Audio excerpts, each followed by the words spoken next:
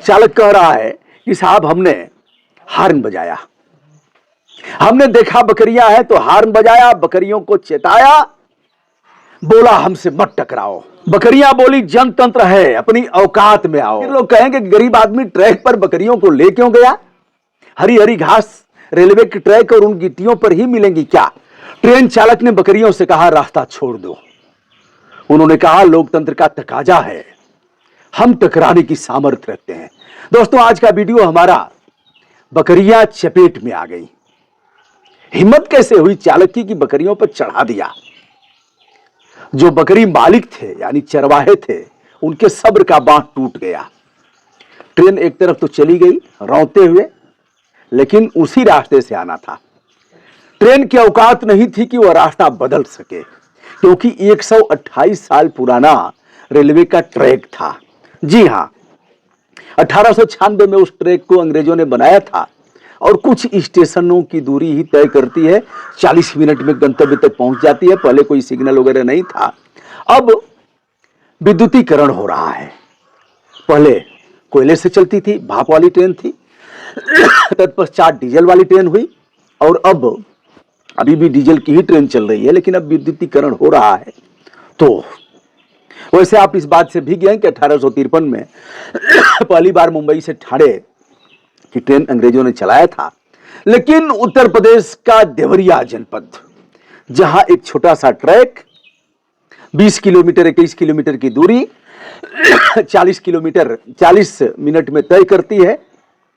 1896 में सलेमपुर बरहज, भटनी बरहज यानी बरहजिया ट्रेन, उस ट्रेन से यात्रा करके बहुत से लोग पढ़ लिख करके जज हो गए, डीएम हो गए, एसपी हो गए, बड़े बड़े अधिकारी हो गए, सेना में अधिकारी हो गए, व्यवसायी हो गए। वह जीवन रेखा है उस क्षेत्र की। अब पूर्वजों ने बताया था कि ट्रेन कभी कभी लाल कपड़ा दिखाने पर भी रुक जाती है।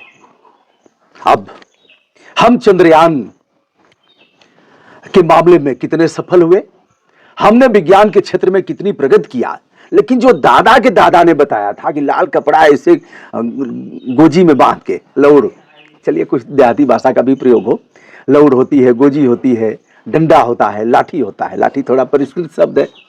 तो लाठी में एक लाल कपड़ा लगाओ और ट्रैक के सामने खड़े हो जाओ और ट्रेन रुक जाएगी। कभी कभी रोका भी था लोगों ने। अब उसको याद किया था बच्चों ने कि यह काम करना है। 9 बकरियां, इंजन जा रहा था, उसमें कुछ सामान भी लदा था, कुछ बोगी वोगी लगी थी, इलेक्ट्रिक का सामान लदा था। इंजन चालक कह रहा है कि साहब हमने हार्न बजाया, हमने देखा बकरियां हैं तो हार्न बजाया, बकरियों को चेताया, बोला हमसे मत टकराओ। बकरियां बोली जनतंत्र है, अपनी औकात में आओ।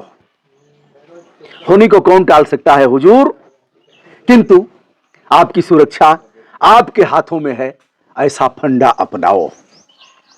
बकरियां कट गई, जिनकी संख्या 1 2 3 4 5 नहीं बल्कि पूरे की पूरी 9 थी। गरीबों का एटीएम होता है। बकरियां ट्रैक पर आ ही गई तो इंजन को रोक देते। लोग कहेंगे, लोगों की टिप्पणियां आएंगी, इंजन को रोक देते।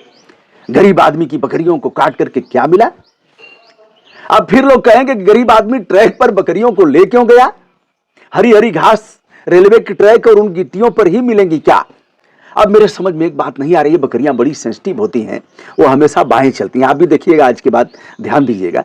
यह कुत्ते तो टकरा जाएंगे, लेकिन बकरियां टकराती नहीं है। बहुत कम दुर्घटनाएं होती हैं, यदा कदा होती हैं, ये अपने साइड से ही चलती हैं। तो दोस्तों अब ड्राइवर कह रहा है, चालक कह रहा है कि साहब हमने कोई कसूर नहीं किया, इंजन चला गया। अब उधर से आ गई बरहजिया, नाम है बरहजिया। बरहजिया उधर से आई, इधर लाल कपड़ा लाठी में लगाया, बरहजिया को रोका और फिर ईंट पत्थर शुरू हो गया। ताबड़तोड़ तैयारी तो थी ही और गुस्सा भी था। 9 बकरियां चली गई। दिमाग खराब है, दादा के समय में नहीं गई बकरियां और कभी पूर्वजों के समय में बकरियां नहीं कटी। या बकरियां को काट दिया है, इसलिए हम छोड़ेंगे नहीं। अब दोस्तों उसके बाद वहां के जो स्टेशन अधीक्षक हैं सलीमपुर के, कोई ब्रजेश मिश्रा साहब हैं, वह कह रहे हैं कि आरपीएफ को दे दिया गया, आरपीएफ कार्रवाई करेगी। सजा कितनी है इसको भी जानिए। और हमारी पटरियां असुरक्षित कितनी है। विदेशों में ट्रैक के अगल बगल बाड़ लगाई गई है। कोई जानवर, यहाँ तो स्टेशन पर भी आपको नंदी मिल जाता है ना, गाय भी मिल जाएंगी। कुत्ता तो स्वाभाविक है भाई, मनुष्य का यह मनुष्य से काफी नजदीकी रही है। मुंशी प्रेमचंद का जबरा है, जाएगा कहाँ, कुत्ता तो यात्रा भी करता है। तो वहां भी स्टेशन पर आपको यदा कदा नंदी मिल जाएगा और कुछ वारदात भी करता रहता है, लेकिन अब नंदी है, हटाएगा कौन। हमने कई बार ऐसे फोटो और वीडियो डाला भी है। रेलवे की संपत्ति को नुकसान किया तो रेलवे सुरक्षा अधिनियम आपको जुर्माना भी लगाएगा और 2 वर्ष की सजा से लेकर के आजीवन कारावास तक की सजा हो सकती है।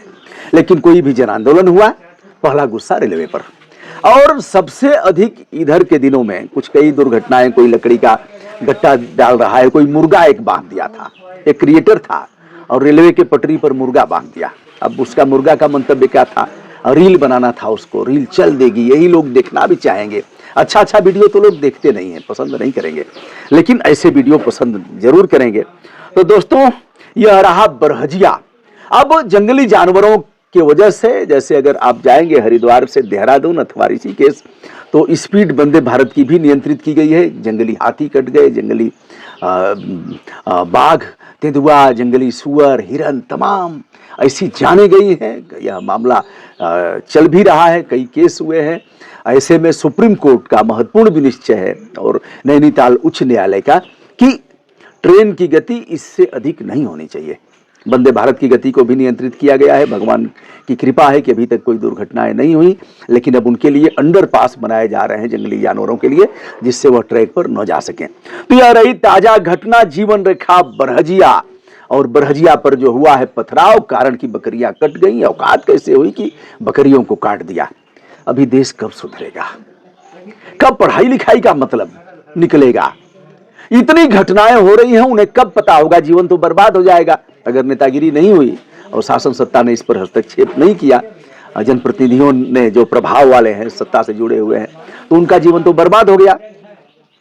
बुद्धि प्रसाद का परिवार था, उन्हीं की बकरियां थीं और जो इसके पथराव किए होंगे वह लोग, जिनका भी पुलिस नाम डालेगी, जिनको भी इन्वेस्टिगेशन में लाएगी, उनके जीवन की बर्बादी। नौकरी तो नहीं मिलेगी और अगर ठीक से पैरवी हो गई तो जेल में रहेंगे कई साल तक।